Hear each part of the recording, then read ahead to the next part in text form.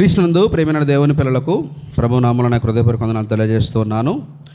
మరొక ప్రాముఖ్యమైన సంగతి మనము లేఖనాల ద్వారా నేర్చుకుందాం. ఆసక్తి అనేటువంటి ఈ అంశాన్ని గురించి మనం ఆలోచించేద్దాం. ఎందుకంటే నాడు చాలామందికి ఆసక్తి అనేది ఉండలేదండి. ఆసక్తి అనేది లేదు. ఏదో గుర్తొచ్చినప్పుడు దేవుని సన్నిధికి వాళ్ళు హాజరవుతూ ఉన్నారు, కానీ ఆసక్తి అనేది దేవుని పిల్లలు కలిగి ఉండాలండి. ఆసక్తి లేకపోతే మన విశ్వాస జీవితంలో ముందు కొనసాగలేం. ఈనాడు చాలామంది ఆసక్తి విషయంలో మందకొడితనంగా ఉన్నారు, మాందులిగా ఉన్నారు.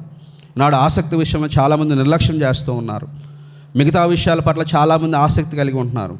పొలం పని విషయంలో, ఉద్యోగ విషయంలో, వ్యాపార విషయంలో, నువ్వు చేస్తున్నటువంటి ఏ పని విషయంలో అయినా సరే నువ్వు కష్టపడి పని చేస్తూ ఉన్నావు. అది మంచిదైనప్పటికీ కూడా దేవుని పని యొక్క విషయంలో కూడా, దేవుని మహిమపరిచే విషయంలో కూడా ఆసక్తి అనేది మనం కలిగి ఉండాలి.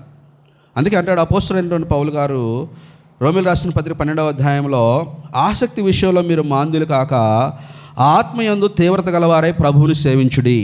చూడండి, ఈ లేఖనం మీరు చూడండి. రోమీయులకు రాసిన పత్రిక 12వ అధ్యాయము 11వ వచనంలో, ఆసక్తి విషయంలో మాంద్యులు కాక.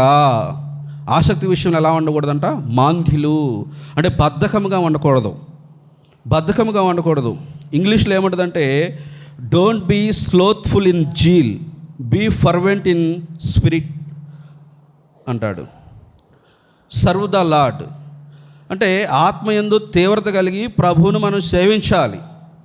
Don't be slothful in zeal అంటే ఆసక్తి.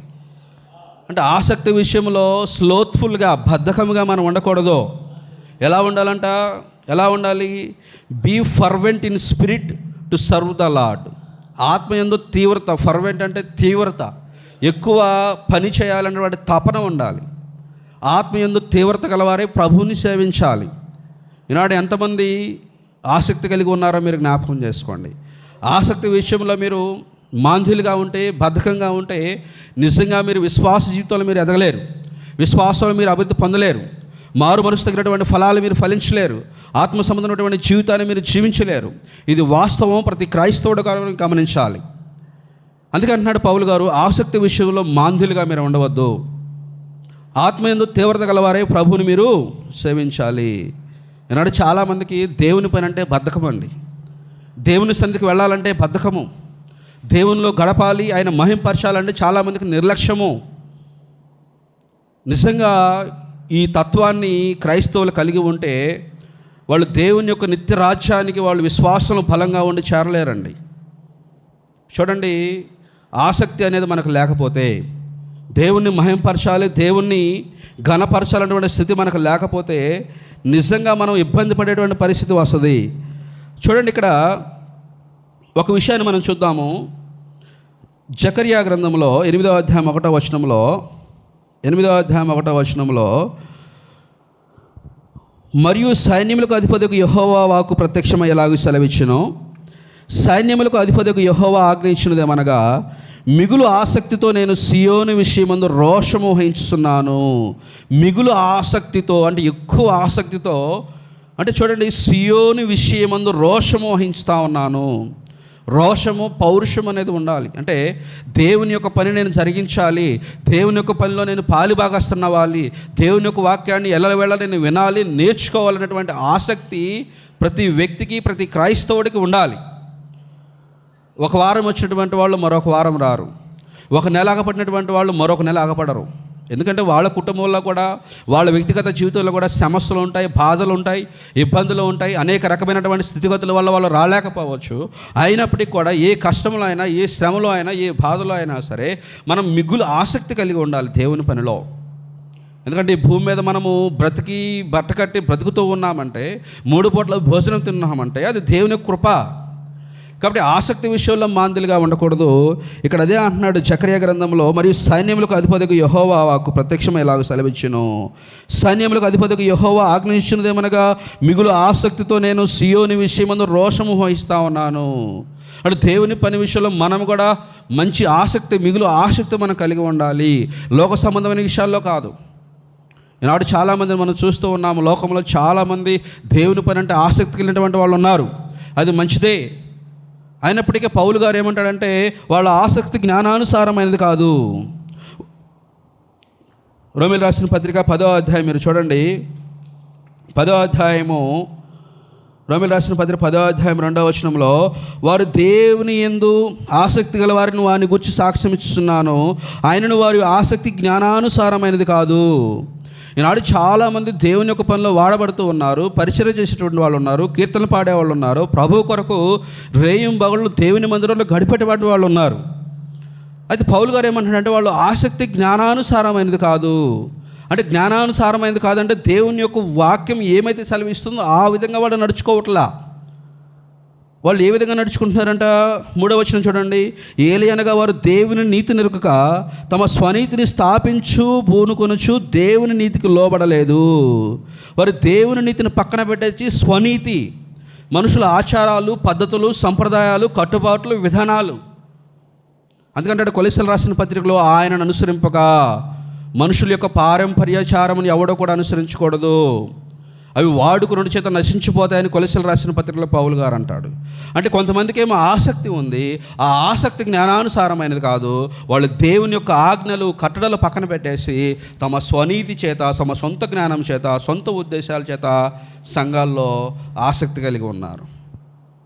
కానీ నిజమైనటువంటి ఆసక్తి ఎవరైతే లేఖనాల ద్వారా ప్రవర్తిస్తూ ఉన్నారో, సత్యాన్ని అనుసరించి నడుచుకుంటూ ఉన్నారో, వాళ్ళు ఆసక్తి విషయంలో మందకొడితనంగా ఉండకూడదు. ఎందుకంటే ఆసక్తి అనేది ఉంటే ఒకరికి ఆసక్తి వాళ్ళ ఆసక్తిని చూసి మరొకరు ఇన్స్పైర్ అవ్వాలి.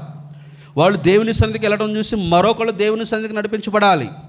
అందుకంటాడు రోమీయులకు రాసిన పత్రిక 14:9వ వచనంలో, పరస్పర క్షేమాభివృద్ధిని కలుగజేసే విధంగా ఉండాలి.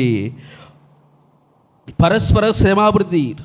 రోమీయులకు రాసిన పత్రిక 14:19లో, కాబట్టి సమాధానమును పరస్పర క్షేమాభివృద్ధి కలుగజేయ వాటిని ఆసక్తితో అనుసరింతుము. పుట్నోట్స్లో వెంటాడము అంటే పరస్పర క్షేమాభివృద్ధి. సంఘంలో క్షేమాభివృద్ధి ఎలా కలుగుద్ది? ఒకరి విశ్వాసాన్ని ఒకళ్ళు తెలుసుకోవాలి, ఒకళ్ళ ఆసక్తిని ఒకళ్ళు తెలుసుకోవాలి, అందరూ ఆత్మసమైన గీతాలు పాడుతూ ఉండాలి, ఒకరికొకరు ఒకరి ఆపదలు ఒకరి సుఖ దుఃఖాలు ఒకళ్ళు పాల్పంపులు పొందాలి, అందరూ ఈ విధమైనటువంటి జ్ఞానాన్ని కలిగి ఉండాలి. అప్పుడు సంఘము క్షేమాభివృద్ధి పొందుద్ది.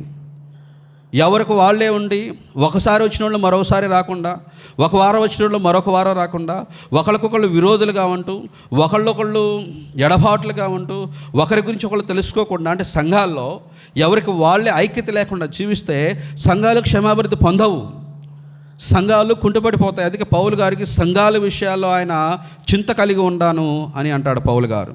కాబట్టి ప్రియమైన వాళ్ళారా, ఆసక్తి అనేది దేవుడు మనకు పుట్టించాలి. ఆసక్తి పుట్టించాలి అంటే మనము దేవుని పని యందు మనం ప్రయాసపడాలి, దేవునిలో విశ్వాసంలో ఎదగాలన్నటువంటి ఆలోచన మనకు కలిగి ఉండాలి. అందుకే అన్నాడు పౌలు గారు, ఆసక్తి విషయాల్లో మీరు మాంద్యులు కాక ఆత్మయందు తీవ్రత గలవారే ప్రభువుని సేవించండి. అందుకే అంటాడు పౌలు గారు 2 కొరింథీ 8:16 వచనంలో, 2 కొరింథీ రాసిన పత్రిక 8:16 వచనం ఒకసారి మీరు చూడండి. ఈ విషయమే నాకు కలిగిన ఈ ఆసక్తిని తీతు హృదయంలో పుట్టించిన దేవునికి స్తోత్రము. అసలు నీ హృదయంలో ఉండాలి. నేను దేవుని పనిలో వాడబడాలి. దేవుని యొక్క మందిరానికి వెళ్ళినప్పుడు చక్కగా 2 కీర్తనలు పాడాలి. కీర్తనల ద్వారా ఆయన నామానికి మహిమ కలుగుద్ది, ఆయన సంతోషపడతాడు, ఆయన మహిమపరచబడతాడు అంటే ఆలోచన నీకు ఉన్నప్పుడు నువ్వు దేవుని సన్నిధికి వస్తావు. నువ్వు దేవుని సన్నిధికి మానేస్తూ ఉన్నట్టు దాని అర్థం ఏంటి? నువ్వు దేవుని సన్నిధికి రావట్లేదంటే దాని అర్థం ఏంటి? నీకు ఆసక్తి లేదని, విశ్వాసంలో ఎదగాలని నీకు లేదని. ఎదుగో నామకార్థం క్రైస్తవులాగా ఉన్నారు ఈనాడు చాలామంది. ఆ విధంగా ఉండకూడదు ప్రియమైన వాళ్ళారా. ఆసక్తి విషయంలో మనం తీవ్రత కలిగి ప్రభువుని సేవించేటువంటి వారుగా ఉండాలి. అందుకే అంటున్నాడు, నేను మిగులు చెప్పండి జకర్యా గ్రంథంలో, నేను మిగులు ఆసక్తి గలవాడే ప్రభు యందు రోషం గలవాడే ఉన్నాను. కాబట్టి మనము కూడా పౌరుషం కలిగి ఆసక్తి కలిగి దేవుని పనిలో వాడబడే విధంగా మనం తీర్మానం చేసుకోవాలి. ఇక్కడ అదే అంటున్నాడు పౌలు గారు, తీతు హృదయములో మీ విషయమై నాకు కలిగిన ఈ ఆసక్తిని తీతు హృదయంలో పుట్టించిన దేవునికి స్తోత్రము. అంటే దేవుని యొక్క పనిలో మనం ఆసక్తిగా వాడబడతా ఉంటే దేవుడు ఇంకా మనకి ఆ ఆసక్తిని కలిగిస్తాడు, ఆ ఇష్టాన్ని దేవుని పనిలో ఉండాలని మనకు కలిగిస్తాడు. అలాగే హెబ్రీయులకు రాసిన పత్రిక 6వ అధ్యాయం 12వ వచనం మీరు గమనించండి. ఇక్కడ ఏమని ఉంటుందంటే, మీరు ఇదివరకు కనపరిచిన ఆసక్తిని తుదమట్టుకు మీరు కొనసాగించాలంటాడు. అంటే మనం మొట్టమొదటి సంఘంలో రక్షణ పొందిన తర్వాత దేవుని పనిలో ఎలాగ వాడబడుతూ ఉన్నామో అదే ఆసక్తిని మరణించేంత వరకు మనం కొనసాగించాలి.